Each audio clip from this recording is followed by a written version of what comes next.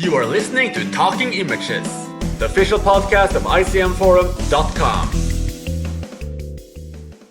Welcome back, everyone. I'm Chris, and in this episode, we will not just discuss, but sink our teeth into and possibly rip apart Emilia Perez. Both the film and the controversies. This is honestly one of the most ridiculously insane Oscar stories or even film stories I've ever encountered. Emilia Perez was first met with pretty decent acclaim, a little bit mixed, but mostly positive. And then it just unexpectedly shot up to award season favorite. Some would say best picture frontrunner. And then everything changed. I'd like to thank ICM Forum community member Torko for doing a bit of a deep dive in the Wayback Machine here, discovering that on November 13th of 2024, Emilia Perez still had a strong 3.5 out of 5 letterbox rating with about 50,000 voters. That had gone down to 2.6 out of 5 last week when the nominations were announced, and now it rests at 2.26 out of 5. It's just going downhill here. I mean, we're going to try to do like a semi-talking images miracle and try to get this edited within a day or two. But by the time you're hearing this, that rating may be even lower. Somehow, Emilia Perez seems to have upset, annoyed, or downright offended just about everybody. From transgender people to transphobes. From Latin Americans to racists, from casual movie fans to cinephiles. At this point, it seems like everyone is essentially expected to hate it. But why? What is driving so much hate towards this creative and playful musical comedy drama about a cartel boss who undergoes a sex change operation and starts to grapple with what she's done? This film has gone on such a journey that I have gone from being a detractor, thinking it was a fun, ambitious mess that fell short of greatness, to now essentially being an unlikely defender. And I think my co-host Saul is in a similar situation. But we have one person with us today who gave it a straight out 1 out of 10 and thinks that Emilia Perez could even be this decade's Crash. And that person is Arthur. So great to have you back on the podcast, Arthur. I'd really just want to start with you here because I want to just get at least a partial perspective of what's driving people to just give this film 1 out of 10. What is it that you hated so much about Emilia Perez? I just wanted to open with an amusing point first. I remember you said it had decent acclaim, which I think it was like a 76 on Rotten Tomatoes or something, which if you look up the Best Pictures ranked list, it would have been like in the bottom 15 or so if it actually won Best Picture. So already it would have been a controversial win right there. But yeah, there would be somewhat of a bias with this because my partner is more on the trans mask side, so I kind of have some insight into it. But I'd say I start off with my connection to Crash because that was kind of made with the whole Islamophobia that was going on during the time because of the Iraq War and George Bush and all that. But it kind of felt like it was made by out-of-touch liberals, and this kind of felt like the same case to me. Like Crash, I did predict that this was going to win because it kind of goes against the grain like Crash did with Islamophobia. With this case, it's Mexicans and trans people, which is especially apparent with what Trump's going through with his ideals these days. But we will probably mention it later. I don't think it's going to win anymore after what happened the past 2 days with the whole Twitter debacle that happened. The part that... So basically what happens with trans people is that they kind of always feel like they're a gender that they want to change into, but they also kind of go through a case where they overcompensate with the gender they are born as. So I could kind of see why she would have that huge transformation when she transitions in the film, but it just felt way too extreme to me. Basically, her being a drug cartel before she transitions into doing that whole sort of finding body charity thing or whatever that was. The thing that made this even weirder was that it still showed that the previous gender would still be there, or at least the gender she was born as, because when there was a whole family custody fight, she basically kind of unleashed her male side in that part. Like, I think there was even the deep voice and everything, and her becoming violent, which just struck me as so odd with that. So basically, I'm sure you two will defend it because it is kind of operatic in a way. I kind of reminded me of Scarface in a weird way of how over the top both of them are. I know it's kind of a weird comparison, but it just felt like odd timing to do that now, especially with the whole discourse with trans people going on. The other comparison I would make with Crash is that because of that charity thing with both of them kind of having that big inspirational aspect to it with her charity, but then at the same time it was trauma porn, and that just always leaves a sour taste in my mouth, kind of having the mixture of both things. Yeah, I can see a lot of what you're saying there. And in fact, when I was watching the film, I remember having a few instances where, I wonder what the reaction is going to be to some of the ways they're portraying her, especially in that sequence. I didn't actually see that her switching back to the gender she was born in, but I can really see why people would see that, and even for the director, that quite possibly was like you can't leave her past behind kind of moment, because like no matter what, I mean, she is still that cartel boss. I mean, she's still responsible for everything she's did, and she's still that really, really dangerous human being that we've observed throughout the entire film. So, like you said, it is an operatic film. It's a very stylized film. When this film first dropped, I saw it. It's quite high on quite a lot of critic lists.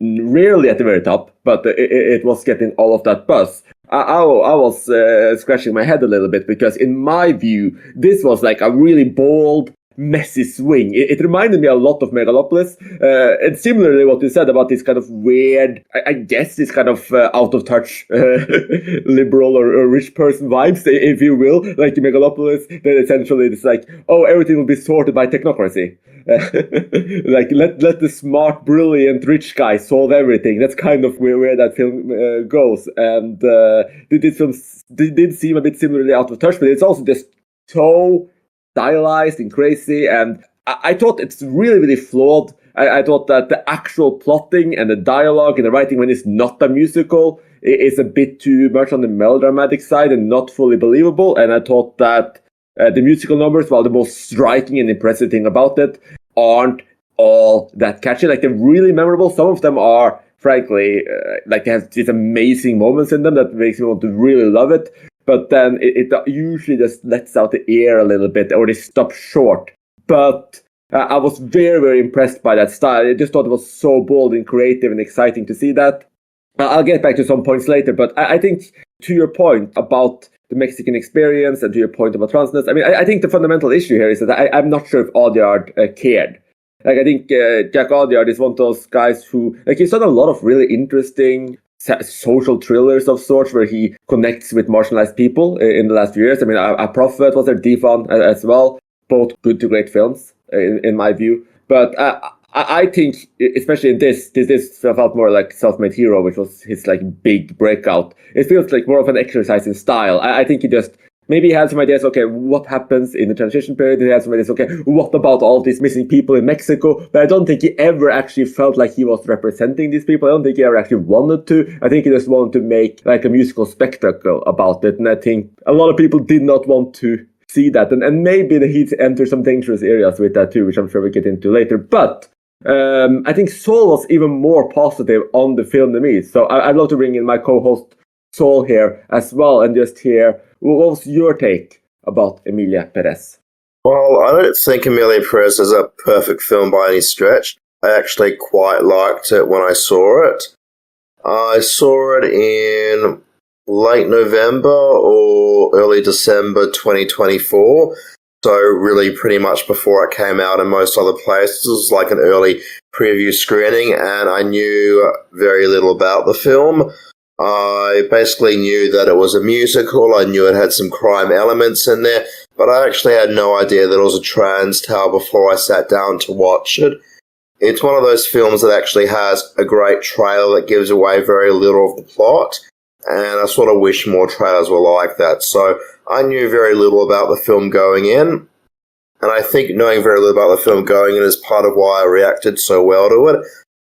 I was very surprised that it was a trans tale, and I kind of liked what they did with it. I guess not so much as a trans tale per se, because I've got no lived-in experience to relate that to, but just as a personal identity tale. I absolutely love personal identity as a movie theme. It's one of my favourite themes, and the vibe that I sort of got from Emilia Perez was a history of violence. It sort of taps into some similar things that the Cronenberg film does, in terms of whether you can really leave the past behind or not, and what it actually means in terms of who you define who you are. So I found it interesting as an identity tale beyond whether it works as a relevant trans tale. And I also, I guess, the musical numbers, they weren't particularly great. There were some people laughing out loud at the penis to vagina lyric and so on at my screenings. The lyrics weren't that great. I thought the choreography was really good, and I thought the vibrant colours were really good also, so had some really great visuals in there. And, yeah, a couple of good supporting performances. And I just found it a really interesting, compelling story. But again, I'm not a trans person. I'm not a Mexican person. Contrary to popular belief, I'm not involved with drug cartels. So I've got nothing, I guess, from my personal life to relate to of it, other than the fact that I just love personal identity on film, and I liked a well-choreographed sequence, and I like neon visuals. So there's a lot that appealed to me as a viewer, but again, I'm not in the demographic that's being represented on screen. Yeah, I realized how amusing it kind of is with how films work, because really the backlash only happened when, I'm guessing, the award voters wanted to vote for that because of its social standings in regards to Mexican and trans people. So that's kind of what unleashed everything. Like, if it just came out as a regular ambitious film and didn't have any sort of award hype to it, who knows what would have happened. But in regards to the messy ambition, there was one case near the beginning of the film that was kind of baffling to me. There was like that fruit stand and the lawyer was there, like Zoe Zandella's character, and then she kind of prints her papers right beside the fruit stand, which I'm kind of trying to figure out what that statement was, because she was kind of out of touch with the rest of them, especially without being part of the lower class since she was a lawyer. So I'm wondering if you two would actually know what that part meant. I'm not sure what the imagery itself meant. I think the overall message of that scene was mainly in the lyrics. It's about just expressing her... First, it paints a picture of Mexico and also expresses her tiredness and anger, etc., and how actually displaced she is with everything, because she doesn't have a life, she doesn't have anything, she's just working, and it's a thankless job as well. So I think that's the overall thing. It's possible there's some actual, really ambitious metaphors with the fruit stand. I don't fully know. Yeah, maybe it might have shown like her at least attempts to kind of not be displaced with them, but it was still kind of baffling imagery when I came across that. To Saul's point about the choreography, yeah, a lot of the choreography is just amazingly good, and El Malvis is nominated for best song as well. I mean, I didn't think it was the best song of the year, but the actual refrain is really good, and then you have heard, like, I think one of the best things about this film, full stop, is Zoe Saldana. I think that the film just wouldn't be as good as, I know I often hate it, but I just think that it would be a much more lackluster film without her. I mean, Conspiracy has been, highlighted as the lead, so it's generally called supporting, but she's credited first, and it starts with her, it ends with her. I think she has more screen time. She's probably the main vocalist as well. She has so many songs, and I think just seeing her let herself go, the facial expressions she makes throughout this, the things she's willing to do, just the contortions, etc. She really gave herself this role, and that's one of the things that really comes through, just how passionate she was about this. And I think another thing that's, it probably gets lost a little bit in the debate because of some of the issues that have been brought up about the film. I think the fact that you have this film led by women in their 40s is also quite interesting. In fact, I read that Audio originally were planning to have these guys all being in their 20s, and he only changed his plan because of he came across these actresses, and that's just insane to me. I think that it works so much better when you have people who have lived full lives. I think that added a little bit to it too. Like, I mean, if you had Saldana talking about how she was going nowhere and she was 22. Like, it wouldn't have the same impact as when she's in her 40s. I don't even know what he was thinking to begin with, but that's really good. Oh, and in terms of choreography, I actually read that he based one of the numbers in large part on Ackerman's Golden 80s, which is a great musical. It's, you actually, just a plug, we're going to do a Chantal Ackerman episode later this year, and you should check out Golden 80s even if you hated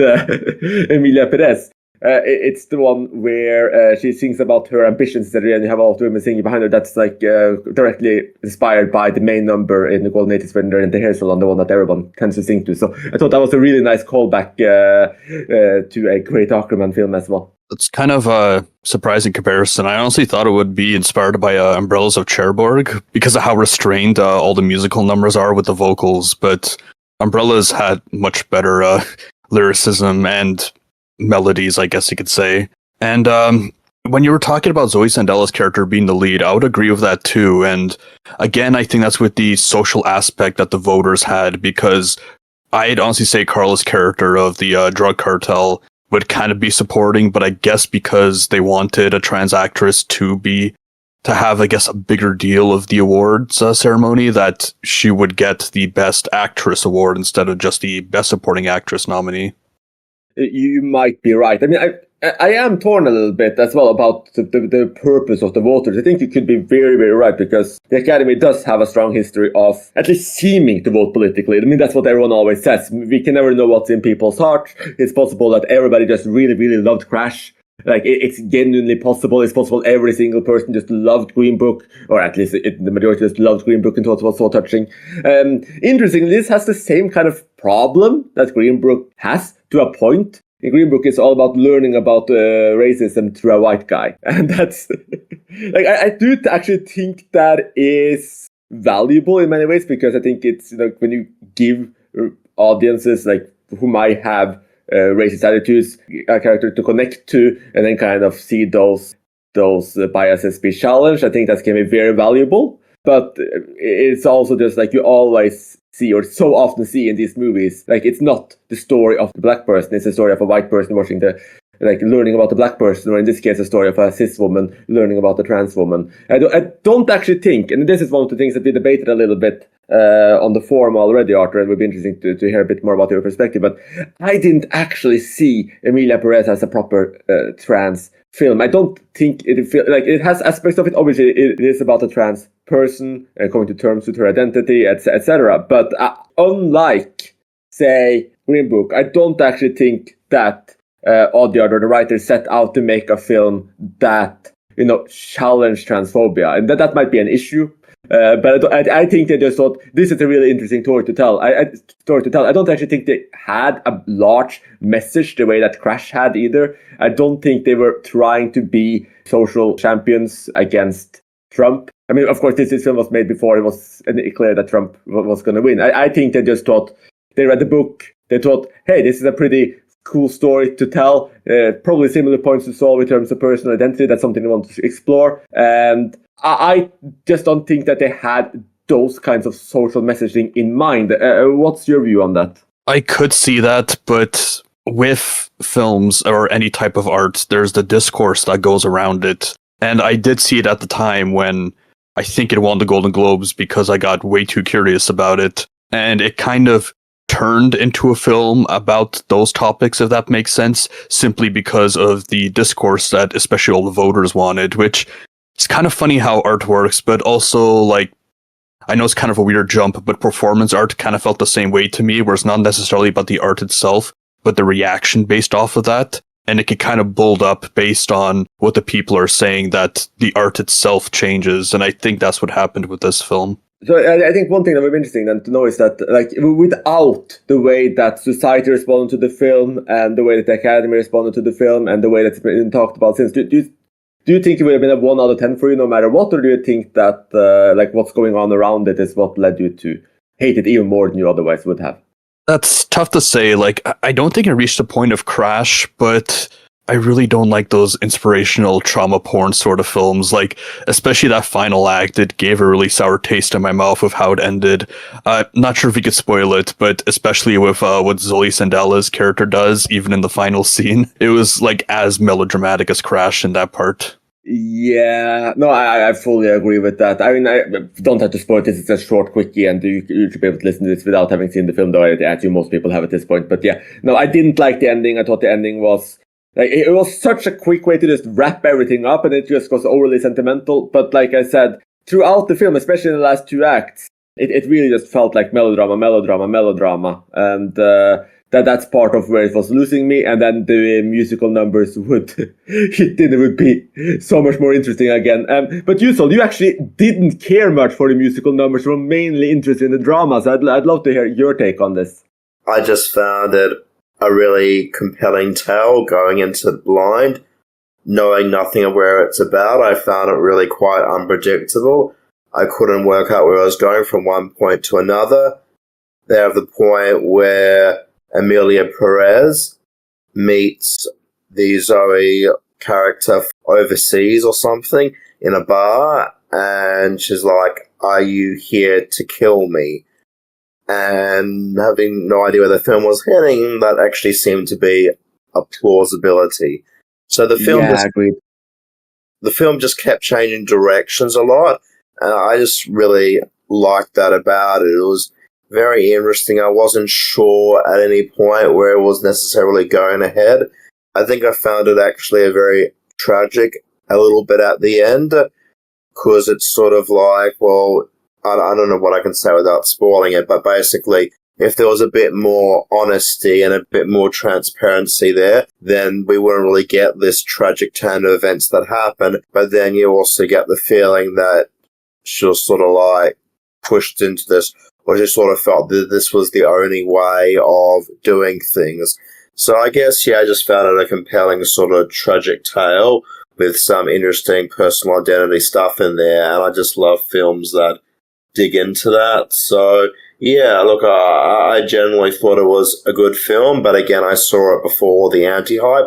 I was absolutely shocked when it won the Golden Globes. I was refreshing the list of winners on my phone because I wasn't able to watch the ceremony. I'm going like, I hope it's The Substance, but you know, it's possibly Wicked or something else. And then it came up with Emilia Perez, and I'm just like, really? I was not expecting that. So yeah, I'm kind of surprised, but I think that's been a lot of the backlash is about the nominations, and it's a bit sad when that happens to films. I mean, it happens to some really good films also, because like, you know, 3 Billboards outside Ebbing, Missouri, you know, Shape of Water is good, but 3 Billboards, oh, actually Get Out's even better. But of the main contenders, 3 Billboards should have won that year. But people were going around and saying, oh, it makes fun of domestic violence, and suddenly, you know, it's getting like losing a Best Director nomination and no longer being in the favourite. And I'm kind of seeing that sort of trajectory, I guess, with Emilia Perez, because 3 Billboards also won 4 Golden Globes. It was also an early favourite, and then there was a big backlash against it. And I guess similarly, it's probably going to win a couple of Oscars. It'll probably win at least 3, because I don't think any films with 30 nominations have won less than 3 Oscars. So it'll probably get foreign language film supporting actress and best song. But yeah, it's I don't know. I sort of feel just like the hype that it's getting is sort of making people turn more against it. Whereas I think if there wasn't the hype, if people weren't saying that it's also Oscar contender or that's the best picture contender, I don't think we'd be seeing the backlash we're seeing at the moment. I do think that all of the backlash now might turn some voters as well. Let's see. I mean, it's interesting. I mean, for me personally, I think that the Oscars and all this should be about the art, should be about the performances, should be about the quality of the films, and not all of these external factors. But you can't deny that it will have an effect. And also, like, if this was a political message against Trump, like suddenly seeing that, wait, that trans people have overall very negative opinions about this movie. Wait, the Mexican community has insanely negative opinions about it. I think it was shared on the icmforum.com today that the IMDb rating, if you filter and by people from Mexico, it's like, I'm not going to check right now, but I believe there was 75% of Mexicans have voted the film 1 out of 10. That's insane. That's just bloody insane. There's allegations, people saying that, I mean, I don't speak Spanish, I don't think either of you guys do too, but saying essentially that the Spanish is so bad it sounds like Google Translate. So I think it could lose out. And I mean, to be honest, I mean, I hope it doesn't win Best Foreign Film either. There's better films. I haven't even seen I'm Still Here yet. It's not out in my country, sadly. But The Seal of the Sacred Fig is a masterpiece. I would much rather see that win than Emilia Perez. So let's see. How do you find Emilia Perez's chances now, Arthur? It's honestly really tough to tell at this point. I definitely think it decreases chances, but I can't really think of anything else that would be the guaranteed win except for Conclave. But yeah, those tweets definitely is going to poison the well for the voters, I think. But to be fair, they always had problematic people still winning awards. I guess instead of it being a shoo-in, it'll kind of be a front runner. I guess that'll be the good summary of it. Yeah, I mean, The Brutalist is another front runner, so we might get The Brutalist. I hope it's not Conclave. I honestly like Emilia Perez more than Conclave, so let's see. I hope it is Conclave. I like Conclave much more than The Brutalist. So yeah, I do hope that it's Conclave. It hasn't got a Best Director nomination, but Best Editing and Best Screenplay are more important than Best Director in determining Best Picture winners. So Conclave has still got an outsider chance. But we need to pick up some precursors. We're recording this episode, by the way, for anybody interested, at the beginning of February 1, so before things like the Screen Actors Guild and Directors Guild of America have been announced, before the BAFTA winners have been announced. So it's really hard to see the lay of the land at the moment because the Golden Globes is just a Hollywood foreign press. There's pretty much zero overlap with Academy and British Academy voters. So it's really hard to say what the play of the field's going to be at the moment. I think Honora could actually emerge as the front runner. I'd love that. Because The Brutus is getting some backlash over use of AI, and also it's getting some backlash just because it's so long and people are complaining about the second half of the film. With good reason, it is very rushed and very episodic.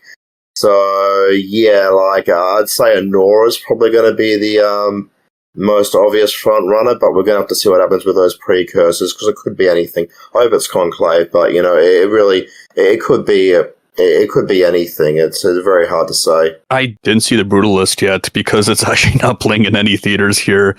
In fact, Grand Theft Hamlet is going to play here before The Brutalist, which is kind of hilarious to me. Wow. I do have a question. I don't know. I guess Arthur would be the best to answer this because I don't really know offhand because I haven't done that much research into it. But everybody who's gone about it saying it's a poor representation of trans people. Well, the film's got an actual trans actress in there. It's not like Trans America with Felicity Huffman. They've actually got a trans actress, and I just find it hard to believe that she would have agreed to do a film that was going to have a bad representation of trans people. So what can you offer on that front, Arthur? There was one of the tweets, actually, that might explain that. Because Miley Cyrus was in a lesbian relationship, and then she tweeted that there's lesbian perversion, but she's married to a woman right now, which is a lesbian relationship in of itself. So she actually might have regressive views based off of that. Again, some of the tweets look like they were sarcastic, so hopefully it was the case with that. But if it's not, that might explain why she went for a role like this. But we also have to take into account that this is kind of a landmark thing, especially with the voters. And back then we had Native people and Black people doing regressive roles in media. That's a great point, Arthur. I mean,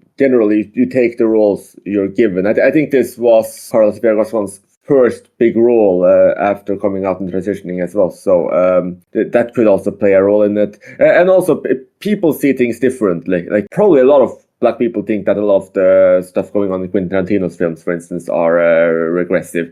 For instance, the amount of the times the N-words are used and things like that. But you still have a lot of Black people who are in his movies, especially Samuel L. Jackson will defend it. So, I mean, I think you'll always have that diversity within any group, honestly. But with that, I mean, this was meant to be a really quick one, so we'll wrap this up now. I think there's so much more we could have said about Emilia Perez if we had time, but again, we want this to be out for you as soon as possible. Any conversation started in this episode can be continued on icmforum.com. We will have a thread up for this episode where we can discuss everything from whether or not Emilia Perez is just dangerous, if it's bad, if it's good, if it's fantastic. There are people who absolutely love this film genuinely. I saw that Villeneuve actually had this as his favorite film of 2024 as well. And I doubt that's politically motivated. So I think it's possible to really, really love this film and want to see it win and vote for it at the Academy without being motivated by anything. I think it's really dangerous to just assume people have XYZ view. I try not to, but with the Oscars it's usually a bit difficult just because you know their history and the type of films they choose. But I do hope it didn't offend anyone with this episode. Either way, regardless of what your views are, if we did, again, come to icmforum.com and scream at us. Let us know how wrong or right we are and which one you agree with or disagree with the most. And with that, thank you so much for listening and join us again soon.